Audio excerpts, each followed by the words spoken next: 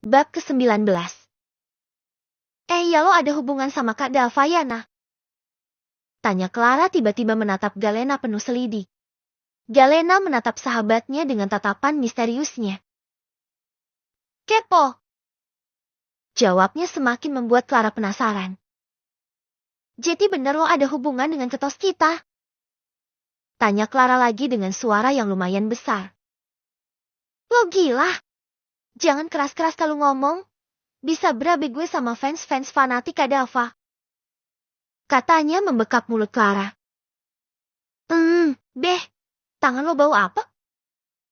Ucap Clara setelah mulutnya lepas dari bekapan Galena. Makanya, mulut lo kalau ngomong jangan sembarangan. Untung aja mereka nggak pada fokus ke kita. Kesalnya. Ya salah lo sendiri bikin gue penasaran. Jadi bener gak nih? Tanyanya lagi. Udah gak usah bahas itu. Makan aja nih baksonya buat isi tenaga latihan nanti. Ucap Galena mengalihkan pembicaraan. Oh iya bener juga. Nanti gue mau beli cemilan dulu lah. Sahut Clara. Akhirnya mereka makan dengan tenang tanpa gangguan seperti kemarin. Sesekali mereka berdua makan dengan mengobrol kecil. Setelah makan bakso, Galena dan Clara berjalan menuju kelasnya. Tak lupa menenteng cemilan-cemilan yang telah mereka beli. Tak terasa waktu begitu cepat berlalu. Bel pulang sekolah berbunyi. Siswa dan siswi pergi meninggalkan kelas untuk pulang ke rumah masing-masing. Sedangkan Galena dan Clara, mereka menuju ruang musik untuk berlatih. Sesampainya di ruang musik, rekan-rekan mereka sudah berkumpul. Mereka langsung memulai latihan dan mengambil posisi masing-masing. Setelah beberapa jam berlatih dan waktu sudah hampir petang, mereka mengakhiri latihannya dan pulang ke rumah. Kali ini Galena tidak ada percakapan atau interaksi yang tidak diperlukan sama sekali dengan Dava. Galena pulang ke rumah sudah ada mama dan papanya yang terlihat sedang mendiskusikan sesuatu yang berada di iPad-nya itu. Mah, Pah. Sapa Galena mendekati kedua orang tuanya itu. Udah pulang? Capek? Tanya Papa Hendra. Lumayan. Balas Galena. Kebetulan kamu di sini, kita lagi mendiskusikan dekorasi pernikahan kamu. Coba lihat pilih yang mana. Ujar Mama seraya memperlihatkan iPad-nya yang menunjukkan gambar-gambar dekorasi yang indah. Galena menjadi ingat kembali akan pernikahannya yang akan digelar sebentar lagi, tinggal menghitung hari saja. Ini aja mah, bagus kayaknya. Tunjuk Galena sembarangan yang menurutnya terlihat paling bagus. Selera kamu memang sama kayak Mama.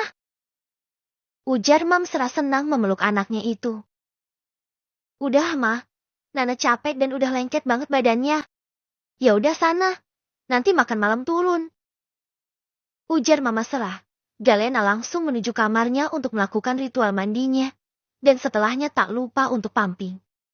Tak jauh dengan Dava, ia pulang ke rumahnya sudah disambut kedua orang tuanya dan menanyainya perihal undangan yang bagus. Ayo bang pilih yang mana? Tanya Bunda Ana. Ini aja bun, simple. Ucap Dava. Ya udah yang ini ya, ayah langsung kirimkan ke orang yang ngurus undangan. Ujar ayah Ferdi. Ya udah Dava ke atas dulu mau bersih-bersih. Izinnya, dan setelah mendapat persetujuan kedua orang tuanya ia langsung menuju kamar. Apa ini jalan terbaik buat gue? Gumamnya duduk di sofa sembari memejamkan matanya lelah. Dret, dret, dret. Kenapa? Tanya Dava saat menerima panggilan yang masuk. Nanti ada balapan. Turun gak? Tanya suara di seberang sana, Alvin yang menelponnya. Siapa aja yang turun? Tanya Dava. Zonix Kafka turun, kalau lo ikut lo juga. Ada juga geng lain, termasuk Cobra. Geng Cobra adalah geng musuh dari Zonix. Sebenarnya dari Zonix sendiri tidak terlalu menganggap Cobra adalah musuhnya. Namun geng Cobra selalu saja mencari masalah dengan geng Zonix karena kekalahan dalam balapan. Urus pendaftarannya. Ujar Dava dan langsung mematikan teleponnya. Ia melangkah ke kamar mandi untuk membersihkan tubuhnya.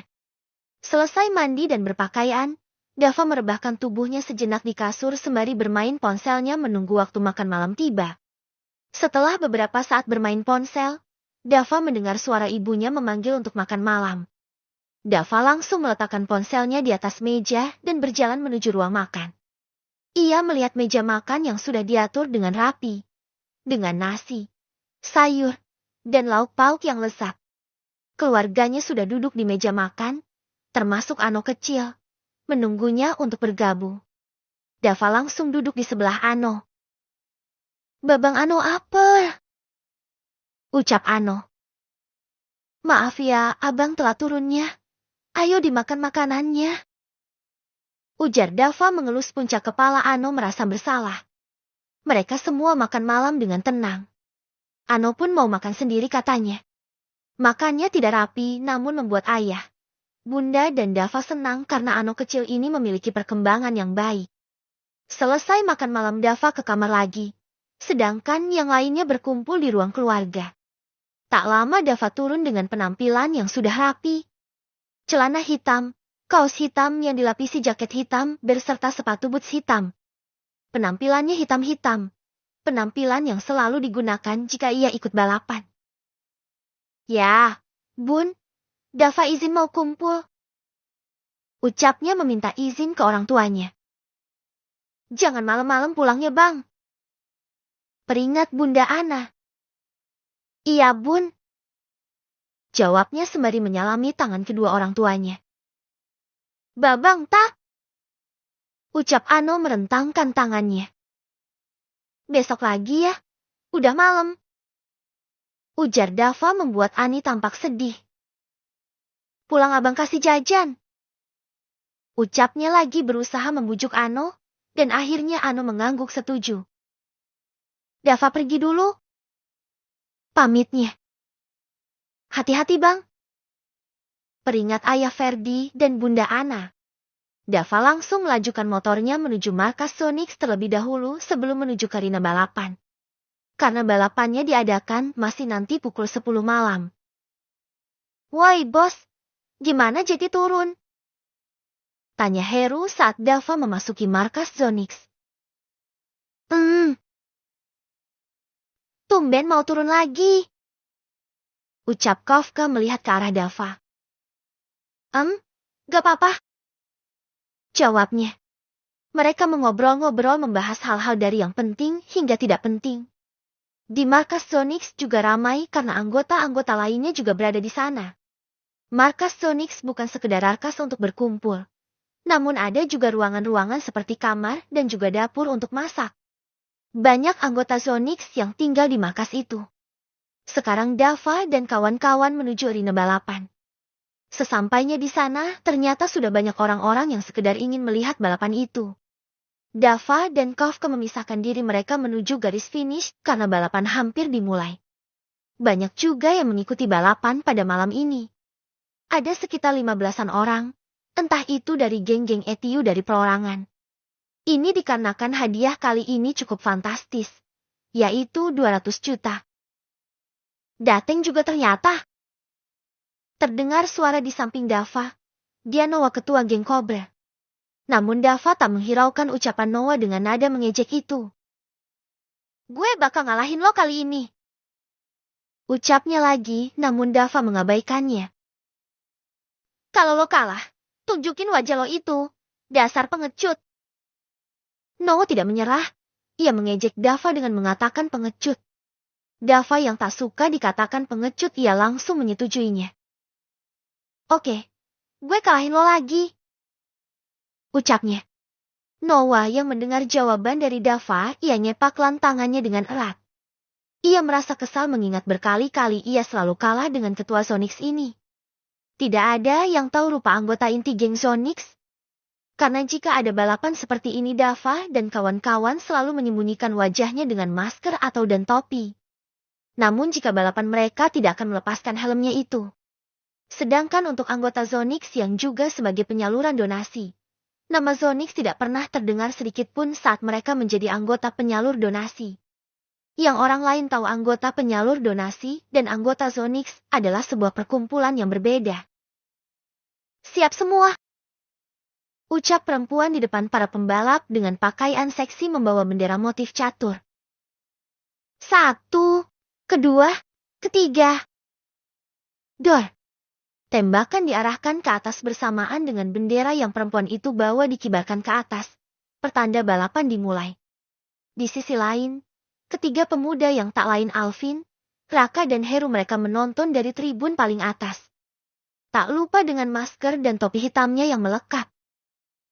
Gila si Noah curang tuh. Ucap Raka yang melihat Noah beberapa kali ingin menyalip Dava tidak bisa dan ia berbuat curang dengan sengaja memepetkan depan motornya pada motor Dava. Bahkan dia juga menendang motor Dava. Untungnya Dava masih bisa mengendalikan motornya dan langsung menancap gas agar jauh dari Noah yang berbuat curang. Kak, lihat itu Galena sama temennya enggak sih? Tunjuk Heru ke arah Galena dan Clara duduk. Alvin dan Raka langsung melihat ke arah mereka berdua. Mereka di sini? Lirih Alvin heran yang masih didengar oleh Raka dan Heru. Ayo samperin. Ajak Heru ingin berdiri namun langsung ditahan oleh Raka. Jangan, kita awasin dari sini aja. Cegah Alvin. Galena datang ke tempat ini karena diajak oleh Clara. Ia sembunyi-sembunyi dari kedua orang tuanya saat keluar rumah. Karena ia yakin pasti kedua orang tuanya itu tidak akan memperbolehkannya. Curang tuh yang motor merah. Ucap Clara. Iya untung aja yang motor hitam bisa nyimbangin motornya dan langsung gas menjauh. Sahut Galena. Yang motor merah itu geng Kobren nah. Ucap Clara memberitahu. Lo tahu dari mana? Tanya Galena. Gue udah beberapa kali ikut sepupu gue nonton balapan. Dan yang hitam itu ketua Zonix katanya. Tapi pada nggak tahu mukanya kayak apa. Jelas Clara. Lo nonton ginian gak ajak-ajak gue lo. Lagian kok bisa orang-orang gak pada tahu wajah ketua Zonix itu? Anggota Zonix selalu misterius. Jawabnya singkat. Mereka menonton balapan dengan serius karena ini putaran terakhir bagi para pembalap. Di posisi pertama terdapat Noah yang berhasil menyalip Dava dan di belakangnya ada Dava. Gue menang kali ini. Lihat aja lo bakal dipermalukan. Ucap Noah di balik helm full face-nya dan masih melanjutkan motornya semaksimal mungkin untuk posisi nomor 1 yang sangat ia dambakan. Dava melihat di depan. Wush, wush. Dava mencapai garis finish terlebih dahulu diikuti Kafka. Dan yang ketiga adalah orang yang sengaja ikut bukan dari geng manapun. Sedangkan Noah ia di posisi 4. Zonix menanglah. Seri Galena senang.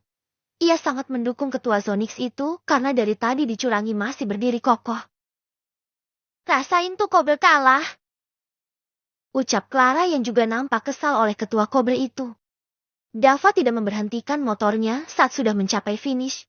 Ia langsung pergi keluar dari area balapan. Urus hadiahnya. Ujar Kafka singkat kepada orang kepercayaan Zonix yang selalu mengurus hadiah-hadiah lomba untuk geng Zonix. Tidak hanya juara 1 yang mendapat hadiah, namun juara 2 dan 3 juga mendapatkannya. Sahabat Dava dan Kafka yang lain yang melihat Dava sudah keluar dari arena balapan mereka pun mengikutinya. Mereka sudah optimis menang dan sudah di posisi motor masing-masing saat putaran terakhir balapan. Jadi saat Dava dan Kafka keluar mereka langsung keluar. Itu kenapa nggak diambil hadiahnya? Tanya Galena heran saat melihat sang juara langsung keluar areana. Ya emang gitu, nanti ada yang ngurus kayanya. Udah ayo pulang. Jawab Clara menggandeng Galena pergi ke mobil Clara. Di sisi Noah, ia nampak kesal dengan membanting helmnya ke aspal. Sial, lagi-lagi gue kalah. Marahnya. Awas aja lo Zonix. Sedangkan yang membuat Noah marah sang empu sudah berada di luar arena bersiap pulang. Bos tadi gue lihat Galena sama temennya di sini. Ujar Raka membuat Dava menoleh ke arahnya.